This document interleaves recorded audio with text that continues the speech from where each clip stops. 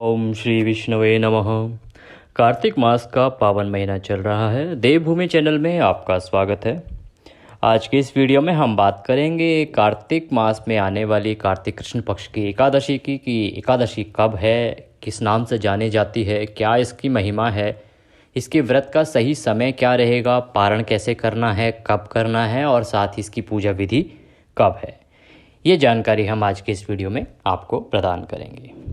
हिंदू धर्म में जो एकादशी है कार्तिक मास के कृष्ण पक्ष की एकादशी, इसको रमा एकादशी कहा जाता है। ये दिवाली से आमतौर पर 4 दिन पहले आती है, 4 दिन पहले पड़ती है और इसे रमा एकादशी कहा जाता है। इसे रंभा एकादशी या कार्तिक कृष्ण एकादशी के नाम से भी जाना जाता है। इस दिन व्रत पूजा का बहुत अधिक महत्व है। इस दिन उपवास रखकर पूरे विधि विधान से भगवान विष्णु की पूजा की जाती है और माना जाता है कि रमा एकादशी का व्रत रखने से व्यक्ति को सभी पापों से, जितने भी अगर कोई पाप उसके जीवन में हुए हैं, जाने अनजाने के पाप हैं, उनसे मुक्ति मिलती है और उसे मोक्ष की प्राप्ति होती है, भगवान विष्णु का आशीर्वाद प्राप्त होता है। और इसी वजह से पति पत्नी मिलकर दोनों साथ में एकादशी का व्रत रखते हैं, पूजा करते हैं। और इसकी पूजा का बहुत ही साधारण सा विधान है, लेकिन एकादशी के जो नियम हैं, एकादशी के जो नियम हैं कि इसका जो व्रत है वो दशमी तिथि से आरंभ हो जाता है। दशमी तिथि को रात्रि भोज के बाद, नियम तो है कि दोपहर के बाद इसमें अन्न नहीं खाना चाहिए दशमी तिथि को, और उसके बाद रात्रि को आप भी फल फ्रूट या कुछ भी अगर आप खा रहे हैं तो उसके बाद ब्रश करके सोना चाहिए। और एकादशी को पूर्ण रूप से इसका उपवास रहता है और इसका पारण जो है वो द्वादशी को होता है। और पारण का भी नियम है कि द्वादशी तिथि आरंभ होने के पहले 5 से 5.5 घंटे में पारण नहीं होगा, क्योंकि वो हरिवासर का समय होता है। और द्वादशी तिथि समाप्त भी नहीं होनी चाहिए, द्वादशी तिथि समाप्त होने से पहले पारण होना चाहिए। अगर कभी ऐसा हो जाता है कि सूर्य उदय से पहले ही द्वादशी खत्म हो जाती है, तिथि में सूर्य उदय के बाद आप पारण कर सकते हैं। ये इसके पारण का विधान है। अब जान लेते हैं कि ये रमा एकादशी है कब और इसकी पूजा विधि का क्या विधान है, किस प्रकार से इसकी पूजा करनी चाहिए। तो सबसे पहले जानते हैं पूजा विधि। देखिए, सुबह आप ब्रह्म मुहूर्त में उठ जाएं। अगर ब्रह्म मुहूर्त जो कि 4:30 से 5 बजे का समय होता है, अगर आप उस समय नहीं उठ पाते हैं, नियम तो होता है 4 से 5 के बीच में उठने का, और सबसे उत्तम समय होता है 4 से 4:30। सर्दियों का महीना है और इस शीत ऋतु में उठना हर किसी के लिए संभव नहीं होता। बहुत सी बुज़ुर्ग माताएं बहनें हैं तो उनके लिए और दिक्कत हो सकती है। तो आप आराम से सूर्य उदय से पहले उठ जाएं। सूर्य उदय से पहले उठने के बाद अपना स्नान करें। स्नान ध्यान करने के बाद आप स्वच्छ वस्त्र धारण करके अपने मंदिर का जो आपका जो भी जहाँ आपने मंदिर लगा रखा है वहाँ बैठ जाएं। अगर मंदिर नहीं है तो कोई एक चौकी लें। चौकी पर पीले रंग का वस्त्र बिछाएं। भगवान विष्णु को पीला वस्त्र प्रिय है तो उनको पीताम्बर जो पीले रंग का वस्त्र है उस पर चौकी पे बिछाएं। उस पर भगवान विष्णु की प्रतिमा अगर आपके पास है माता लक्ष्मी के साथ तो वो स्थापित करें, या फिर आप उनकी कोई तस्वीर भी वहाँ पे स्थापित कर सकते हैं। गणपति आपके मंदिर में आपके पास हैं तो सबसे उत्तम है। उसके बाद सबसे पहले हम करते हैं प्रभु का शुद्धियोदक स्नान। शुद्धियोदक स्नान क्या होता है कि एक लोटा लें, लोटे में जल लें, जल में थोड़ा गंगा जल मिला लें। उससे प्रभु को, आपके पास पुष्प होगा, अगर गेंदे का या कोई पुष्प है तो पुष्प से छींटे दें। सांकेतिक स्नान होता है भगवान का, आप उसमें डुबो के स्नान नहीं करा सकते, तो ऐसे पानी के छींटे दें, या आप ऐसे उंगलियों से भी छींटे दे सकते हैं प्रभु को। उसके बाद आप एक साफ़ कपड़े से उनको पोंछ दें। इसी प्रकार से माता लक्ष्मी को स्नान कराएंगे, गणेश जी को स्नान कराएंगे, सबको स्नान कराएंगे।